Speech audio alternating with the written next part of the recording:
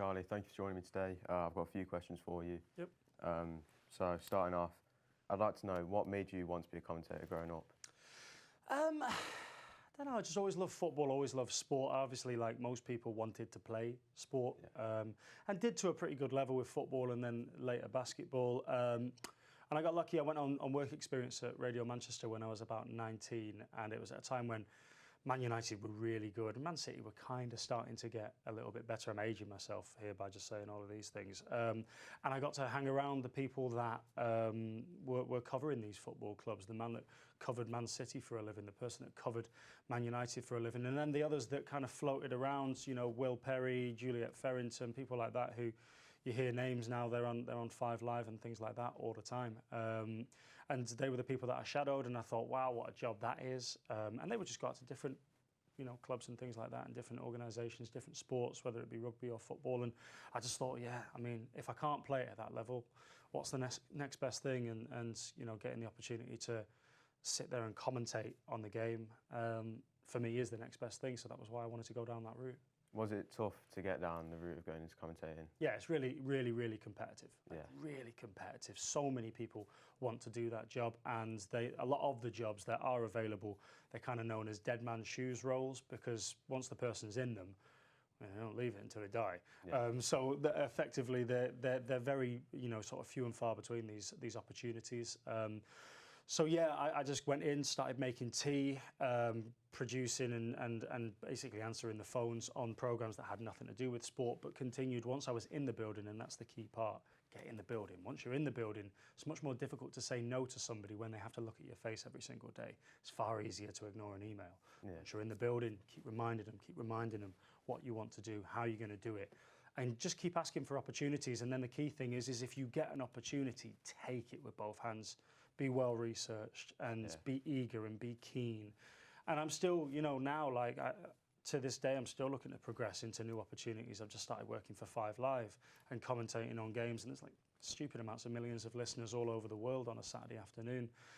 And like, I'm still trying to seek out new opportunities with that sort of stuff. So it's competitive, and it will always be competitive. So obviously, being in the commentating industry, you must work with some top commentators. Mm-hmm. Could you tell me like who the best commentator you've worked with and why? You're talking like a summariser, as in an ex-professional footballer, or do you mean like who do I think is the best kind of commentator? Go for the summariser. Summariser, I'll always love Mark Stallard, who I get to work with on a regular basis. And Stout used to play for Notts County, Derby County, Wickham, Bradford, Shrewsbury.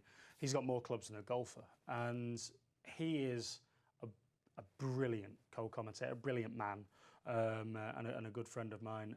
And if Stella played at a higher level, no doubt in my mind, he's good enough to be commentating on Premier League football on Sky or BT or whatever. He's so good, he's so likeable, he's so solid as a human being.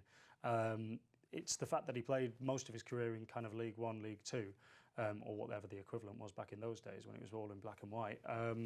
That's why he commentates with Notts County. But so far as talent-wise go, he's as good as it gets. We're lucky. I mean, I've also worked with Steve Hodge, who, crikey, he got Maradona's shirt on the day that Maradona did the Hand of God, and just got sold at auction actually for millions. There's some really good people that I'm lucky to work with, particularly now with the 5 Live thing. Like I said, you know, you get people like Mark Chapman involved and things like that. You know that you're working with the very top.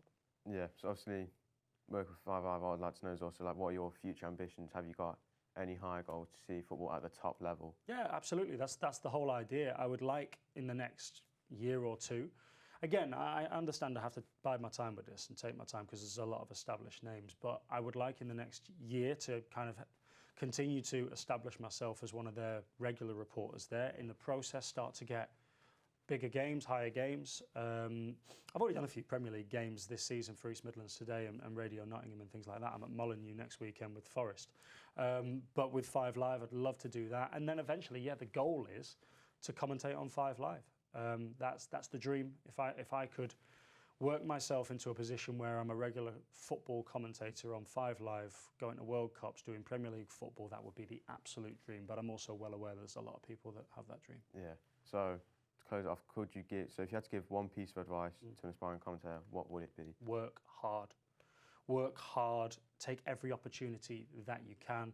Also understand your values, so there's kind of like a delicate line that you need to tread there, but just work hard, say yes, do unsociable hours. When your mates are out drinking or doing something like that, those are the times you have to sacrifice it, and you know that actually I can't because I've got to be doing my homework, as in my research for the game. Be well researched, work hard. That's what it comes down to. I think there's an expression of hard work beats talent when talent doesn't work hard enough, and talent won't work hard. Yeah. So beat them with hard work. You know, that's the biggest thing. Is that what you did? So when, let's say, for example, your mates were going out doing all that, was that when you were sacrificing, staying at home, doing your research? Absolutely, to this day, you know, to this day. So say, for example, when the Queen sadly died, I was supposed to be at Tottenham Man United that weekend for the launch of the WSL. And the game got called off. Now I have 2 young children and a wife. And yeah, I spent my day doing my research for my next game, which was coming up on the following Tuesday. I had the weekend off, you know, still working. Listen to every podcast, consume everything, watch as many games of football as that I can, and you know, really embrace the kind of geekery of it all. And yeah, understand that it's not always going to be glamorous, and you're going to have to work your way up. Too many people come in nowadays and expect it straight away.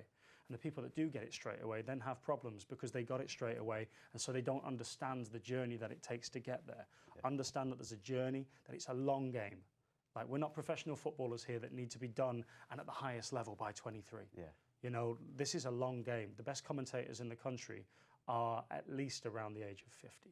And by that, I mean the ones that are established, leading Sky and BBC and BT Sport and Amazon. They're all around the age of 50. This is a long game.